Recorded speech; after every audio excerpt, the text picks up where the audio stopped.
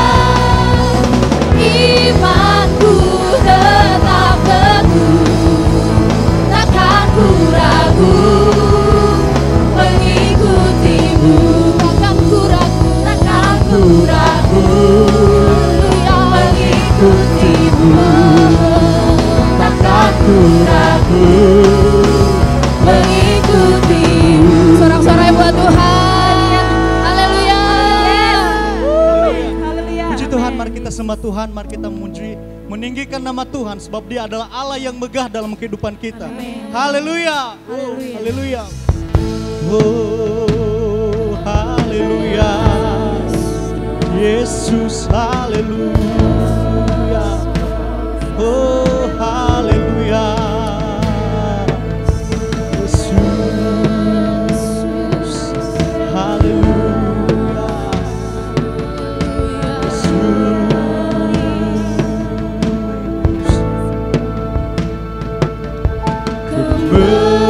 Kemegahan Raja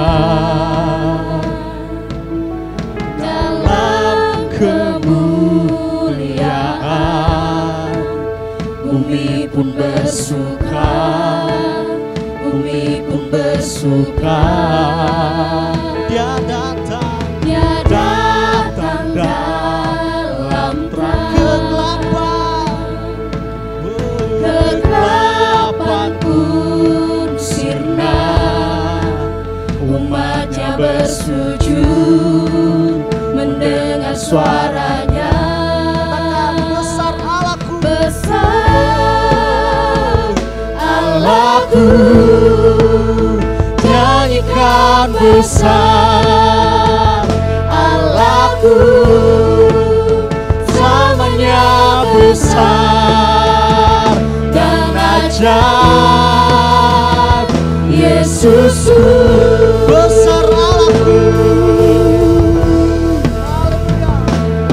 besar Allahku, nyanyikan besar Allahku, selamanya besar dan ajaib. Katakan lebih lagi, besar Allahku.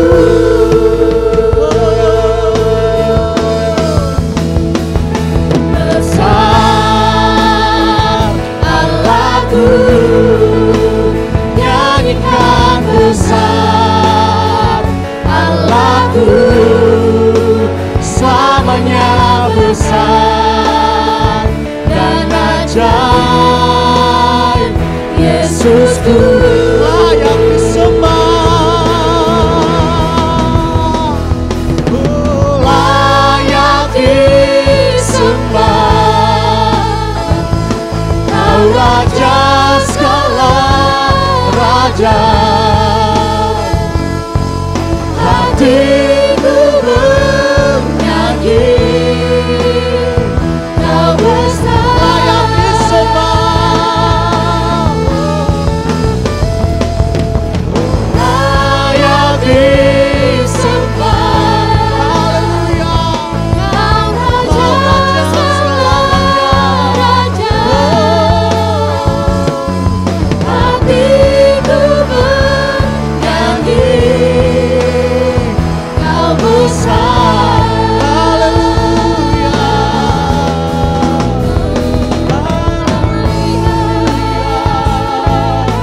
Yesus, haleluya. Terima kasih, glory, haleluya. Puji yang hidup kami,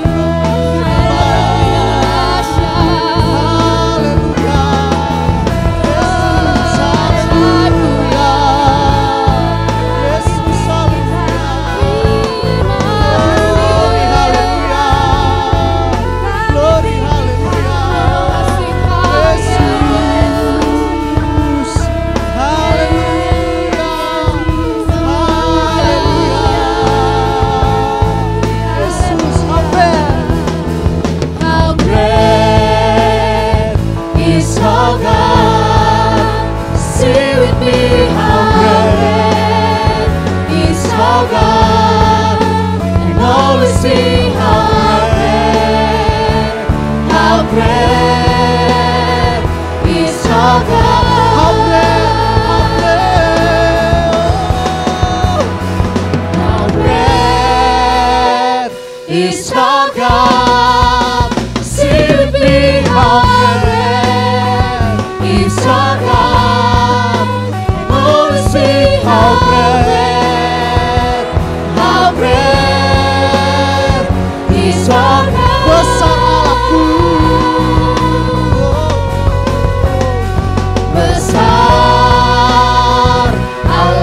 Ku nyanyikan besar Allahku, selamanya besar dan ajaib, selamanya besar dan ajaib, selamanya besar dan ajaib, Yesusku.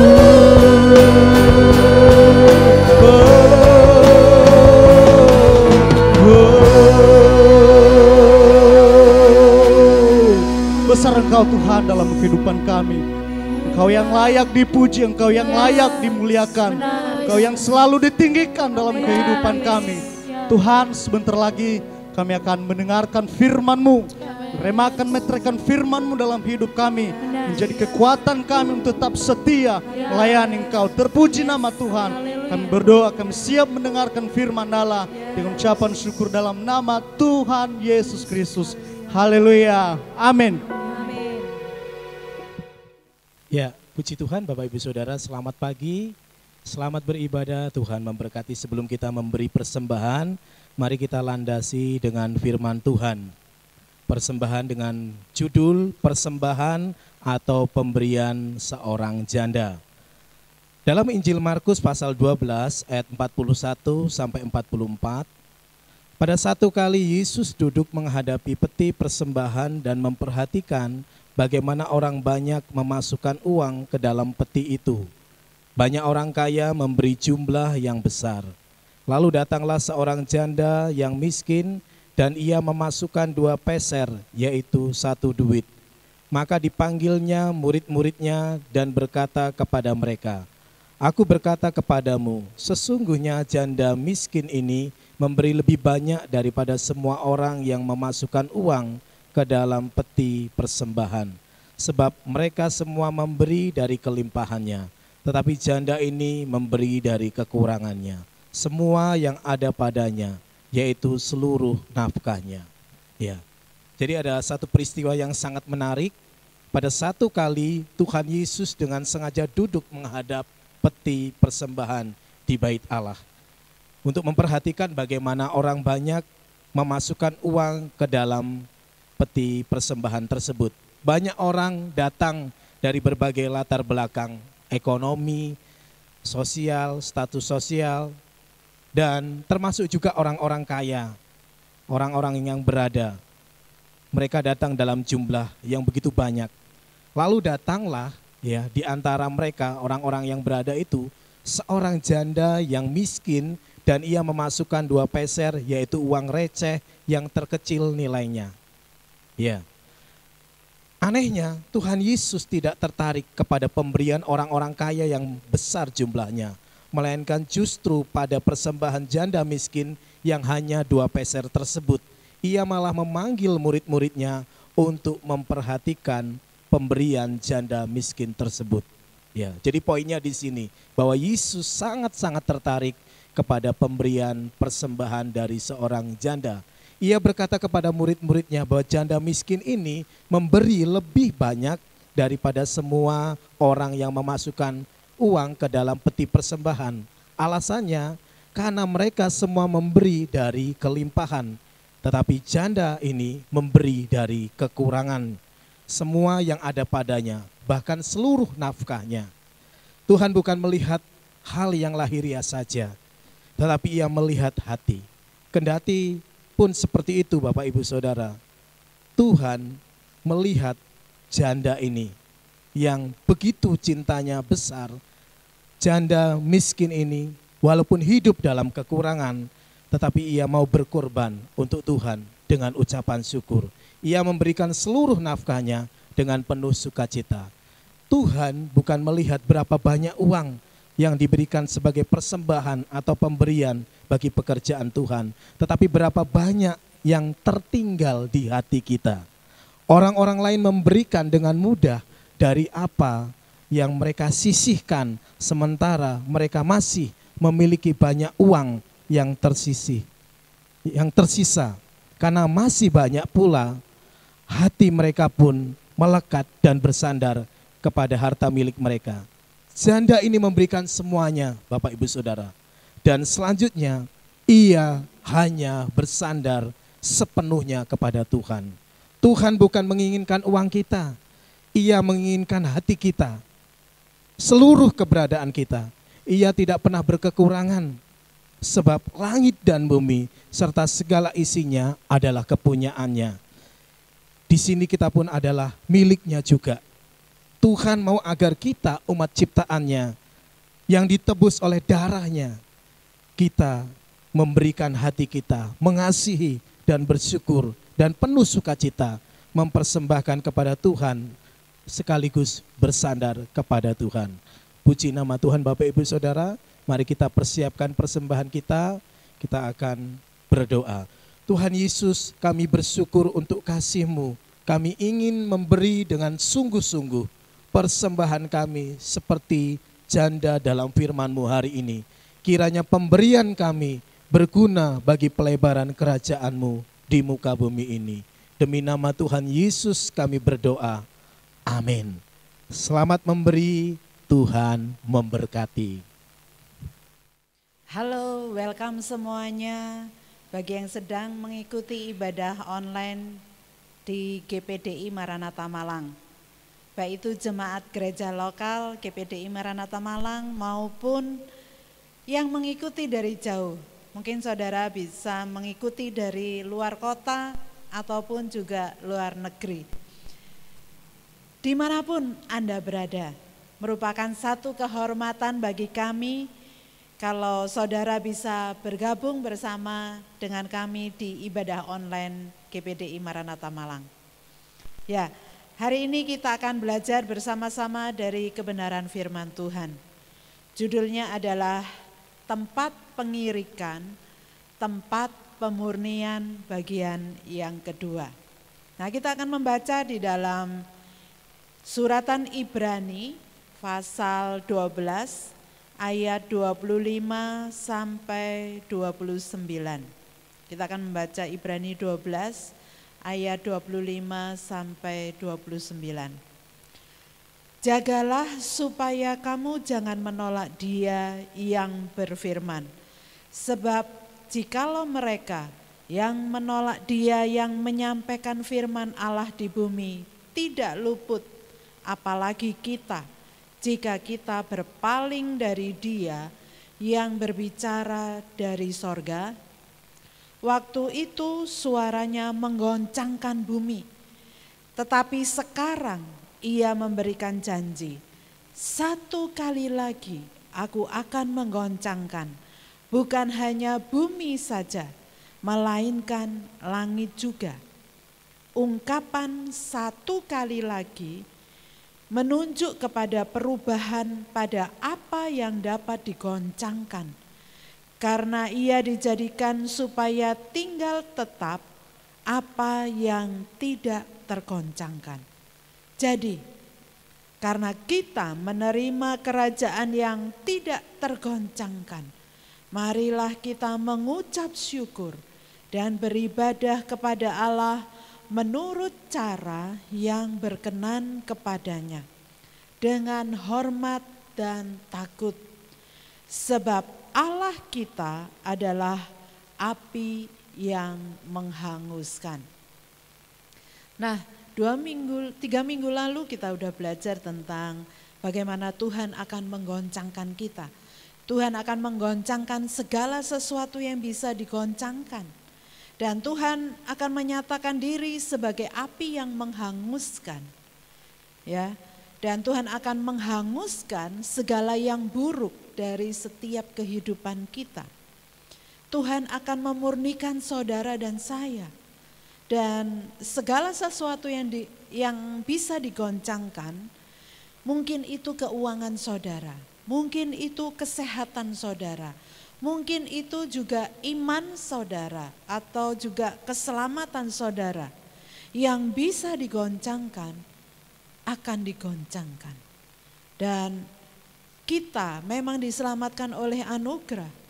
Tetapi ayat lain katakan, kerjakan keselamatanmu dengan takut dan gentar. Filipi 2 ayat 12. Dan kita sudah belajar bagaimana Kitab Injil juga menyatakan hal yang sama. Dalam Lukas 3:16b dikatakan, Ia, Yesus, akan membaptis kamu dengan Roh Kudus dan dengan api. Ya, mungkin ada beberapa saudara di tempat ini yang pernah dibaptis dengan Roh Kudus, itu baru separuh cerita ya. Dan Tuhan akan membaptis saudara juga dengan api.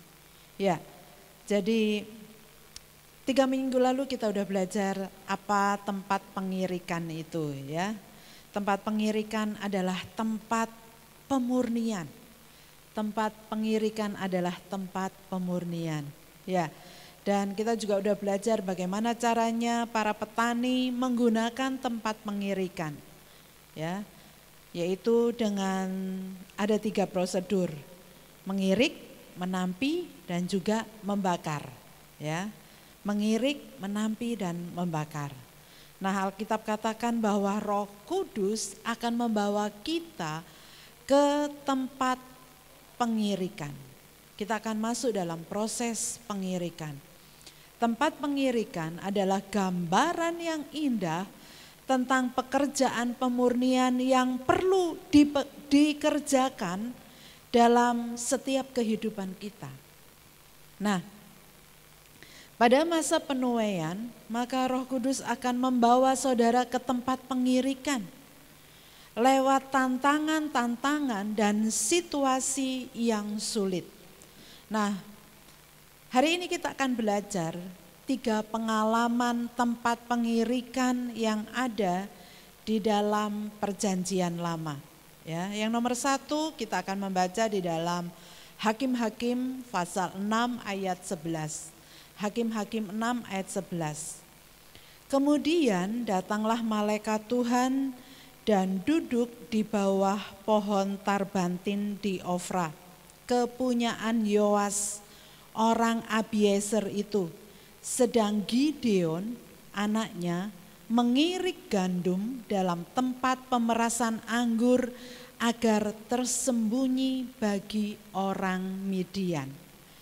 Nah, ini adalah cerita di mana Gideon sedang mengirik gandum di tempat pemerasan anggur.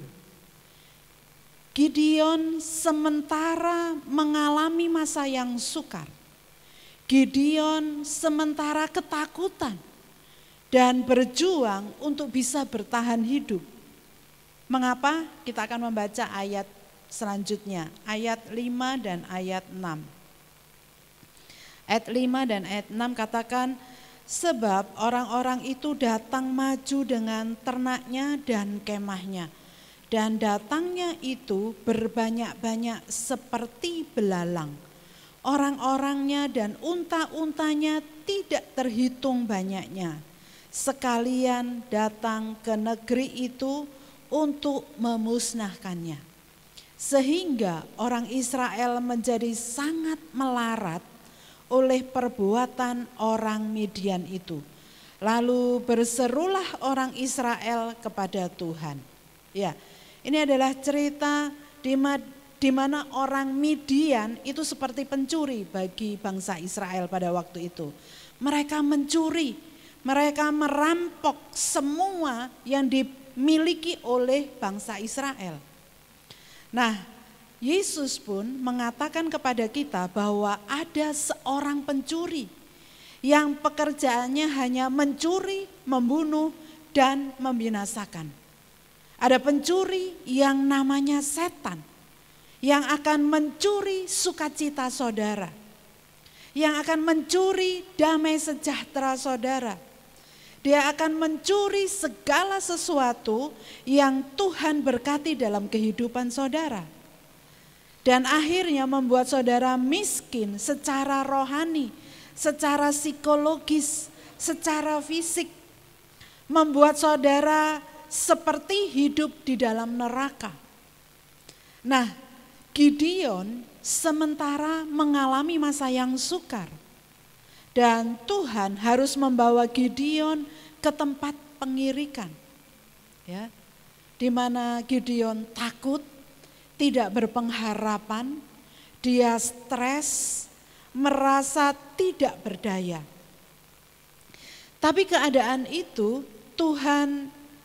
dalam keadaan itu Tuhan ingin supaya Gideon bangkit dan mengerjakan sesuatu, yaitu menghancurkan berhala di negeri itu.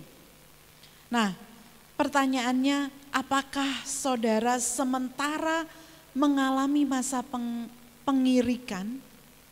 Apakah saudara mengalami masa yang sukar, yang rasanya menghempaskan saudara dari setiap segi kehidupan saudara?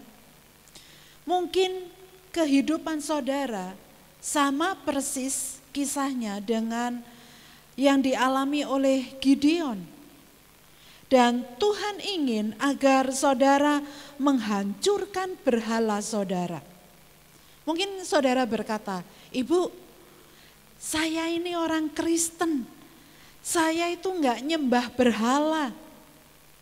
Pertanyaannya, apa sih yang dimaksud dengan berhala itu? Berhala adalah segala sesuatu yang mengambil tempatnya Tuhan. Ya. Nah, segala sesuatu yang mengambil tempatnya Tuhan. Segala sesuatu itu bisa berupa uang. Ya. Uang bisa menjadi berhala saudara. Kalau tuan uang bilang, kalau engkau pergi ke gereja, engkau bakal melewatkan peluang bisnis ini. Atau si tuan uang berkata, kalau engkau pergi ke gereja, engkau bakal melewatkan uang lemburanmu. Ya. Waktu saudara tunduk pada tuan uang, maka uang itu sudah menjadi berhala bagi saudara. Kalau tuan uang berkata, enggak perlu beri persepuluhan, dan saudara mengatakan, oke, siap tuan uang, maka uang sudah menjadi berhala bagi saudara. Ya, berhala juga bisa berarti karir saudara. Ya, kalau tuan karir dia berkata, kalau engkau tidak lakukan ini, maka engkau tidak akan dapat terobosan, tidak bisa dipromosi. Padahal saudara tahu hal itu salah. Ya.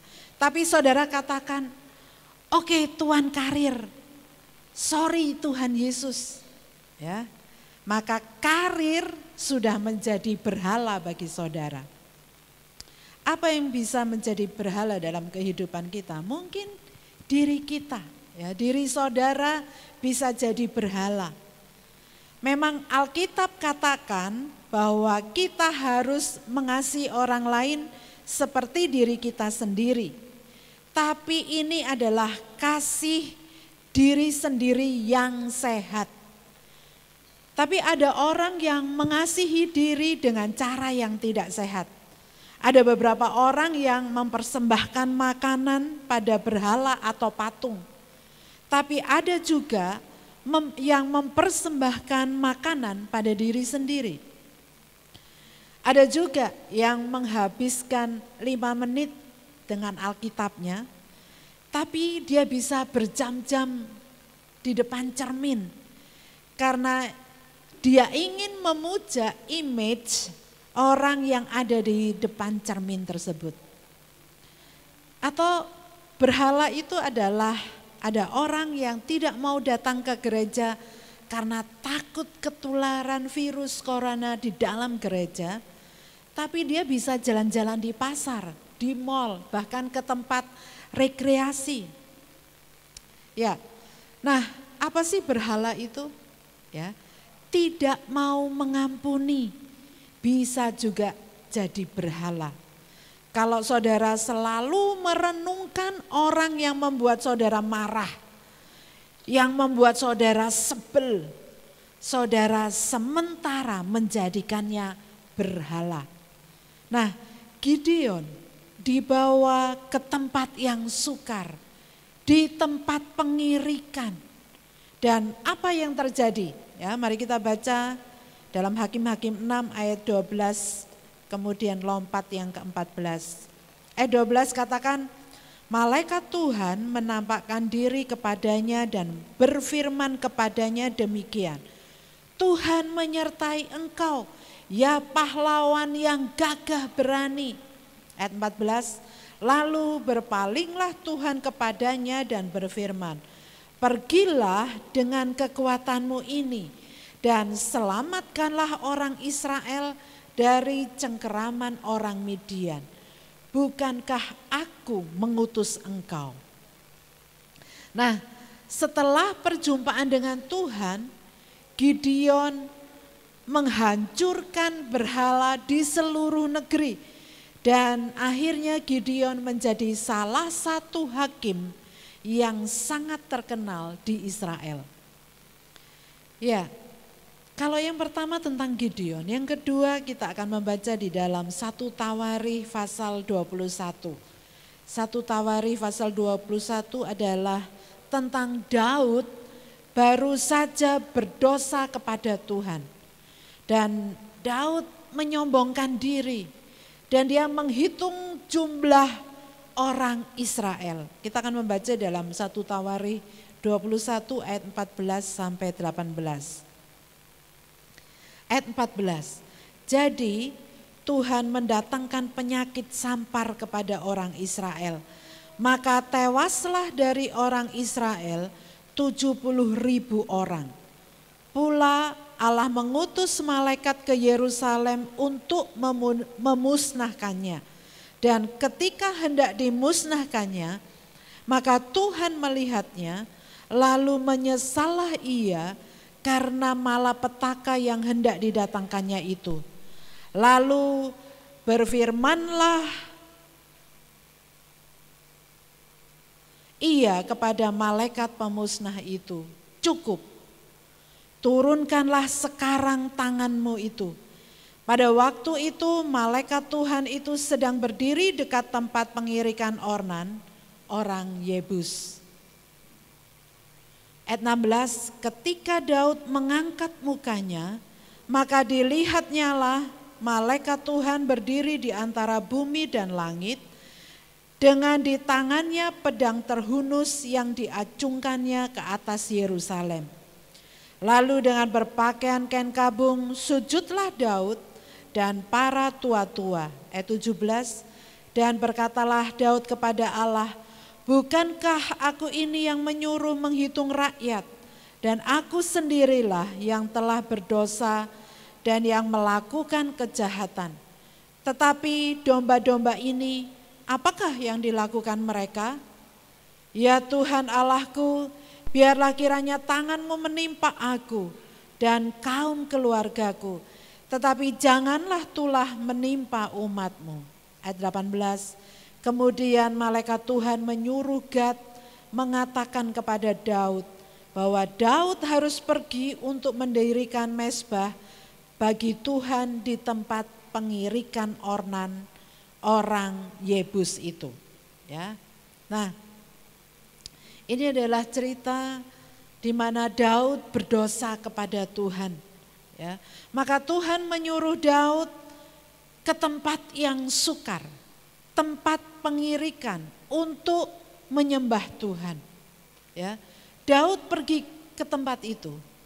Daud memberi satu pernyataan yang sangat-sangat terkenal, ayat yang terkenal yaitu di ayat yang ke-24. Ya, Daud berkata, aku tidak mau mempersembahkan korban bakaran dengan tidak membayar apa-apa. Ya. Jadi Daud mengalami tempat pengirikan karena perbuatannya sendiri. Karena dia berdosa kepada Tuhan. Tuhan menyuruh Daud untuk pergi ke tempat pengirikan. Untuk membangun altar bagi Tuhan. Dan seolah-olah Tuhan berkata kepada Daud, Daud, jangan menempatkan dirimu di altar untuk memujanya. Engkau harus bangun altar untuk Tuhan. Ya, jadi tempat pengirikan berbicara tentang tempat pemurnian. Tempat pengirikan adalah tempat pemurnian. Di tempat tersebut maka bait suci Salomo didirikan, ya, di tanah milik Orman orang Yebus. Orman orang Yebus, ya. Dan di situ bait suci Salomo didirikan satu generasi sesudah Daud, ya. Bait suci Salomo adalah salah satu dari 7 keajaiban dunia purba. Nah, dan di bait suci itu dibangun di tempat yang sama di mana Daud konsentrasikan dirinya untuk menyembah Tuhan. Ya. Setelah Daud berdosa kepada Tuhan. Nah, Bapak Ibu Saudara sekalian, apakah saudara sedang mengalami tempat pengirikan, ya, tempat pengirikan dalam tanda petik? Mungkin saudara sudah melakukan satu kesalahan dan setan mulai melihat sebagai kesempatan untuk menghakimi saudara, untuk melemahkan saudara, untuk melontarkan tuduhan-tuduhan kepada saudara. Mungkin saudara akan bertanya-tanya, Tuhan, apa yang harus aku lakukan? Mungkin saat ini saudara sedang dalam masa yang berat. Tetapi ingat, jangan pernah komplain, jangan mengeluh, jangan mengomel, menggerutu atau menjadi kecewa. Maukah saudara membangun bait suci bagi Tuhan? Bait suci apa? Ingat, Alkitab mengatakan bahwa tubuh saudara adalah bait suci Tuhan. Waktu saudara mempersembahkan tubuh saudara sebagai korban, maka Tuhan akan menjadikannya bait suci. Tuhan akan menerima saudara sebagai persembahan yang hidup. Waktu saudara mempersembahkan tubuh saudara sebagai korban, maka Tuhan akan menjadikan bait suci yang mendatangkan kekaguman bagi orang-orang di sekitar saudara. Katakan kepada tetanggamu, engkau adalah bait suci. 2, 3, engkau adalah bait suci. Iya. Yang pertama kita belajar kepada Gideon, yang kedua kita belajar kepada Daud. Dan yang ketiga adalah Rut, ya, Rut. Kita akan membaca Rut 3 ayat 6 sampai 9. Rut 3 ayat 6 sampai 9. Sesudah itu pergilah ia ke tempat pengirikan dan dilakukannya tepat seperti yang diperintahkan mertuanya kepadanya. Setelah Boas habis makan dan minum dan hatinya gembira, datanglah ia untuk membaringkan diri tidur pada ujung timbunan jelai itu. Kemudian datanglah perempuan itu dekat dengan diam-diam. Disingkapkannyalah selimut dari kaki Boas dan berbaringlah ia di situ. Ayat 8, pada waktu tengah malam dengan terkejut terjagalah orang itu. Lalu meraba-raba ke sekelilingnya. Dan ternyata ada seorang perempuan berbaring di sebelah kakinya. Ayat 9, bertanyalah ia, siapakah engkau ini? Jawabnya, aku Rut hambamu. Kembangkanlah kiranya sayapmu melindungi hambamu ini. Sebab engkaulah seorang kaum yang wajib menebus kami. Ya, ini adalah cerita di mana Rut kehilangan suaminya, ya, kehilangan segala-galanya. Rut sementara mengalami masa yang sukar dan Alkitab mengatakan Rut sementara ada di tempat pengirikan. Tempat pengirikan adalah tempat yang sukar, ya, tempat kesendirian. Nah, kalau kita membaca ayat-ayat tadi, ini seperti hampir-hampir mirip dengan drama Korea, ya. Dan di tempat pengirikan, Rut menemukan kaum yang wajib menebus. Ya, di dalam Alkitab terjemahan Alkitab Perjanjian Lama itu ada sebuah tradisi, ya. Kalau suaminya meninggal, maka sang istri harus mencari saudara terdekat, ya. Dan saudara terdekat itu harus memelihara dia dan membantu dia untuk memperoleh keturunan. Nah, siapa yang dikatakan kaum yang wajib menebus bagi Rut, ya? Rut adalah orang asing. Rut adalah orang Moab. Dia bukan orang Israel. Ya. Tidak ada yang ingin jadi kaumnya. Tapi di tempat pengirikan, Rut menemukan kaum atau orang yang wajib menebus dia. Dan di situ, di tempat pengirikan itu, dia menemukan Boas. Rut katakan kepada Boas, aku mau intim denganmu, aku mau jadi istrimu. Ya. Nah, Yesus adalah kaum yang wajib menebus kita.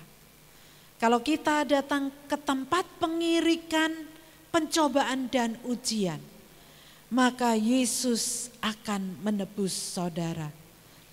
Waktu saudara merasa ditinggalkan dan semua keadaan sepertinya melawan saudara. Waktu saudara merasa situasi tidak seperti yang saudara inginkan.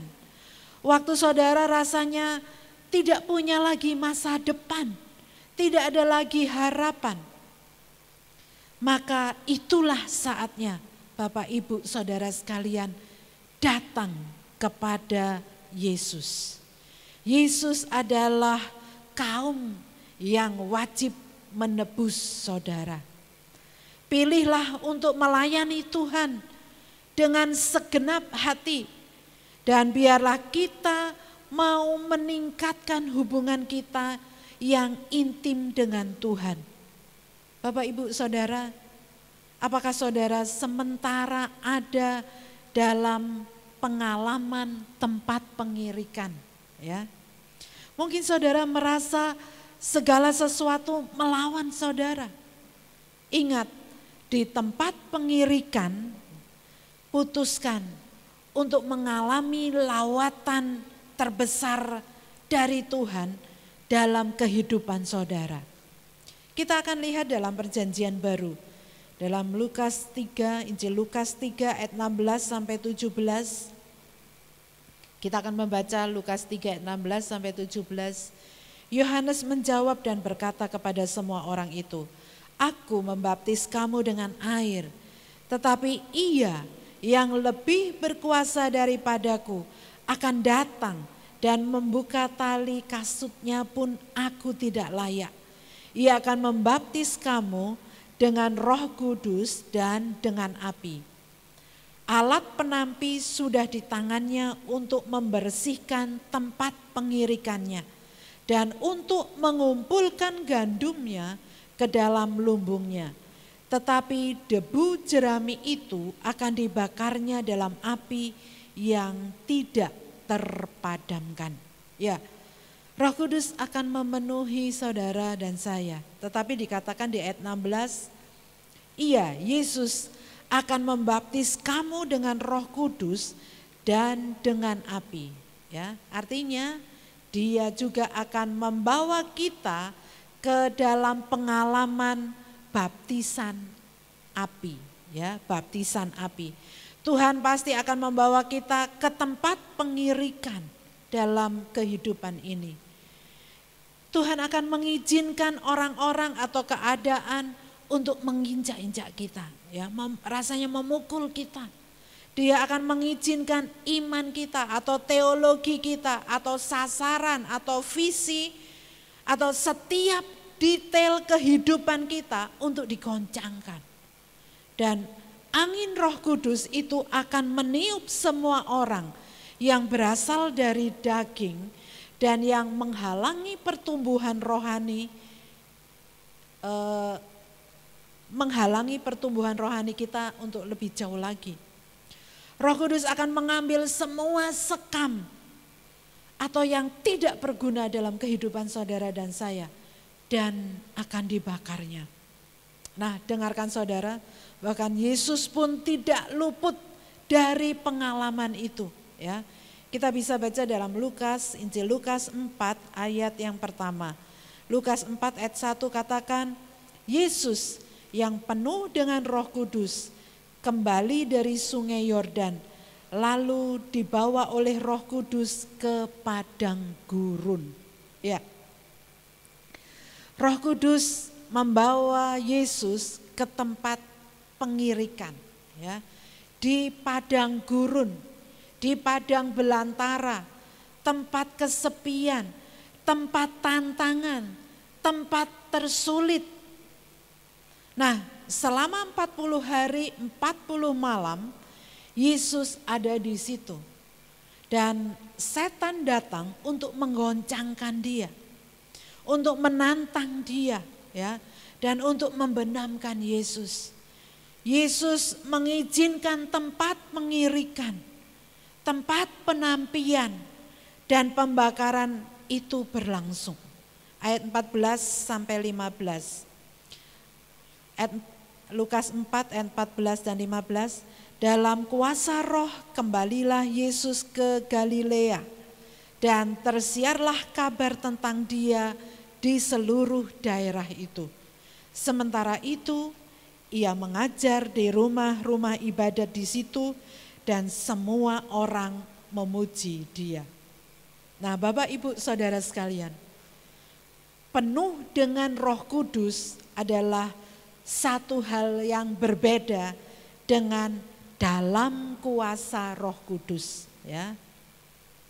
Nah, kita sampai di kesimpulan dari khotbah ini.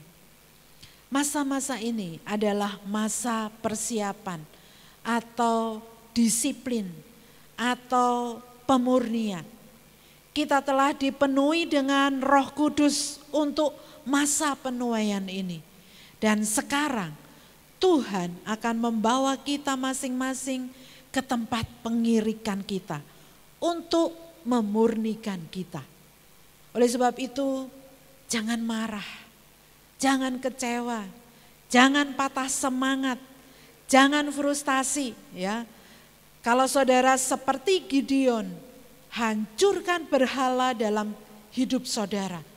Kalau saudara seperti Daud, bangunlah bait suci agar Tuhan tinggal di dalamnya. Kalau saudara seperti Rut, layani Tuhan dan mendekatlah kepada Tuhan untuk memiliki hubungan yang intim dengan Tuhan. Dan kemudian sama seperti Yesus, saudara bukan hanya penuh dengan Roh Kudus, maka saudara mulai bergerak dalam kuasa Roh Kudus. Apakah saudara akan memilih hal tersebut hari ini? Sebelum kita berdoa, mari kita sekali lagi menyanyikan untuk Tuhan, Tuhan yang bersama kami.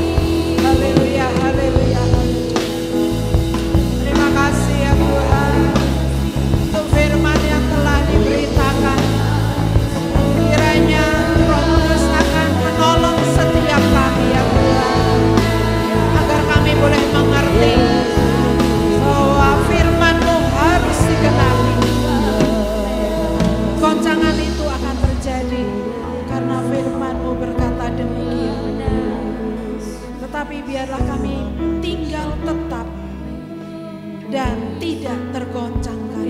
Terima kasih ya Tuhan, kalau kami menerima kerajaan yang tidak tergoncangkan. Mari ya Roh Kudus kiranya akan memberi pengertian kepada setiap kami, sehingga kami bisa seperti Gideon yang menghancurkan segala berhala dalam kehidupan kami. Kami bisa seperti Daud yang membangun bait suci agar Tuhan bisa tinggal di dalamnya. Dan kami juga bisa hidup seperti Ruth yang melayani Tuhan, mau mendekatkan diri kepada Tuhan dan memiliki hubungan yang intim dengan Tuhan. Biarlah Roh Kudus boleh menguatkan setiap kami ya Tuhan, untuk menjalani tempat pengirikan kami, sehingga setiap kami bisa dimurnikan. Terima kasih ya Tuhan, kiranya nama-Mu dipermuliakan. Kami alaskan doa kami hanya di dalam nama Tuhan Yesus Kristus. Mari semua yang percaya katakan amin. Haleluya. Puji Tuhan, mari kita tundukkan kepala sekali lagi, kita akan akhiri ibadah online pada pagi hari ini. Tuhan Yesus, kami berterima kasih buat kasih-Mu. Kami dapat memuji dan mengagungkan nama-Mu. Kiranya Tuhan memberkati dan memberi sukacita buat jemaat yang mengutamakan ibadah. Terima kasih. Berdoa di akhir bulan Agustus ini bagi yang berulang tahun, kiranya Tuhan Yesus senantiasa memberi kesehatan, sukacita, sejahtera yang daripada Engkau Tuhan. Tuhan juga menyertai segala aktivitasnya, pendidikannya, rumah tangganya, semua untuk kemuliaan nama Tuhan. Terima kasih. Kalaupun ada yang sakit, hamba-Mu berdoa dalam nama Tuhan Yesus Kristus. Sembuhkan, pulihkan, nama Tuhan dimuliakan. Tuhan sertai selalu jemaat-Mu, apapun yang mereka kerjakan, Tuhan buat berhasil. Terima kasih, memberkati jemaat Tuhan dan yang sudah memberi persembahan dan persepuluhan. Terima kasih. Mari kedangkan tangan kita, terimalah berkat dari Allah Bapa, kasih karunia Tuhan Yesus Kristus dan persekutuan Roh Kudus senantiasa menyertai saudara sekalian. Mulai hari ini sampai Maranatha, Tuhan datang kembali. Dalam nama Tuhan Yesus Kristus. Haleluya. Mari semua katakan amin. Tuhan memberkati. Puji Tuhan, haleluya, jemaat Tuhan yang terkasih. Kita akan ketemu di ibadah online kita minggu depan. Terima kasih, Tuhan Yesus memberkati. Ajaib Kau Tuhan.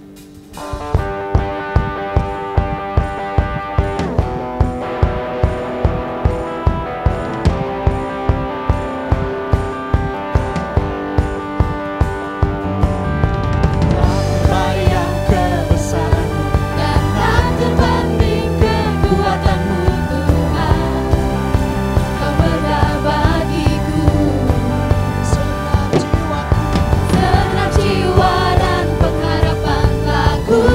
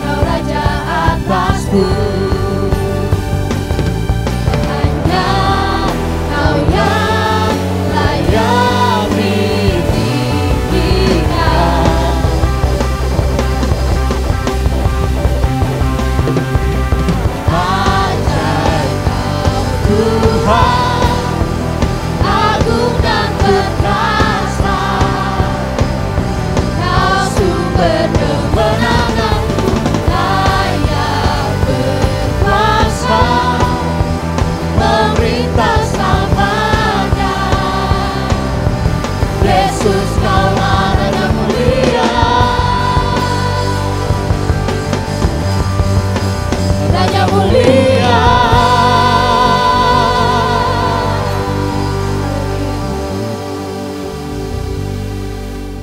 Puji Tuhan, hari ini kita sudah menyelesaikan ibadah online. Bagaimana dengan ibadah pada pagi hari ini? Saya yakin dan percaya, saudara, bahkan saya juga diberkati melalui kebenaran firman Tuhan yang disampaikan oleh hambanya.